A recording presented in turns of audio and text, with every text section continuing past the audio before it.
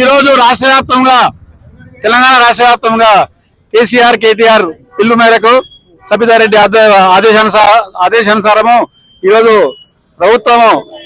ప్రభుత్వ సంక్షేమ కార్యక్రమాలు రోజు రోజు ఒక్కొక్కటి తీసేస్తూ ఇలా షాదీ ముబారక్ కళ్యాణ లక్ష్మి స్కీమ్ ను కూడా హైకోర్టు కొట్టేసిందని షాక్ తోటి ప్రభుత్వం సంక్షేమ కార్యక్రమాలతో హైకోర్టుకు అప్పీల్ చేయకుండా దాన్ని 6 నెలలు వెయిట్ చేసి చీఫ్ జడ్జి ఆల్రెడీ స్టేట్మెంట్ ఇచ్చిండు. 6 నెలల సార్ ప్రభుత్వం ఎందుకు బంద్ చేస్తున్నారు, జీవో ఎందుకు వేసిరని చెప్పేసి కూడా ప్రభుత్వం కౌంటర్ అయ్యేది కాబట్టి ఆల్రెడీ కోర్టు కొట్టేసింది. కోర్టు ఏం తప్పు కాదు.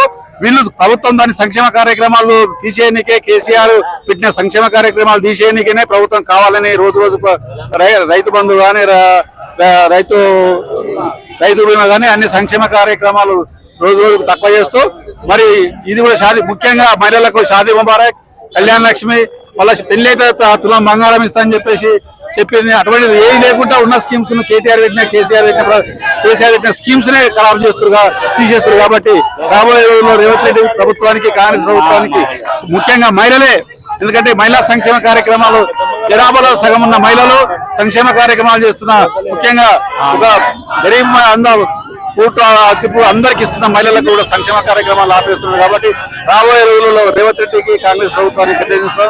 అదేవిధంగా రేవంత్ రెడ్డి గారికి దమ్ము లేదు స్థానిక సంస్థల ఎలక్షన్ పెట్టడానికి. స్థానిక సంస్థలు జడ్పీటీసీ ఎంపీపీ జిల్లా పరిషత్ ఎలక్షన్స్ పెడితే ప్రజలు ఏం చెప్తారో తెలుస్తుంది. మన మున్సిపల్ ఎలక్షన్స్ లో మాక్సిమం వాళ్ళు ఎంత ఇచ్చి ప్రజలు తీర్పిచ్చారు. కాబట్టి సంక్షేమ కార్యక్రమాలు ఇప్పటికైనా సాగించి రేవంత్ రెడ్డి గారు కాంగ్రెస్ ప్రభుత్వం కానీ ఇక్కడ ఉన్న పెద్దలు కానీ ముఖ్యంగా ఇక్కడ ఉన్న కార్యక్రమాలు ముఖ్యంగా చివర్ల కాన్స్టిట్యున్సీ రోడ్లన్నీ కూడా పాడైపోతున్నాయి. ఏ రోడ్డు చూసినా గుంతలు. రాత్రి చంద్రగారు రోడ్లో 2 వడ్డలు దెబ్బలు కానీ హాస్పిటల్లో ఉన్నారు. ఎన్నో రోడ్లు ఉన్నాయి. ఇలా కోల్కతా రోడ్ కానీ ప్రతి రోడ్డు అధ్వాన పరిస్థితి ఉన్నది. కాబట్టి ఇప్పటికైనా మైనాబాద్ మండలం హైదరాబాద్ కు అతి కూడా శ్రీరామ్ నగర్ కానీ మైనాబాద్ మండలంలో అన్ని గ్రామాలలో అదే పరిస్థితి ఉంది. కాబట్టి ఇప్పటికైనా సంక్షేమ కార్యక్రమాల దిక్కు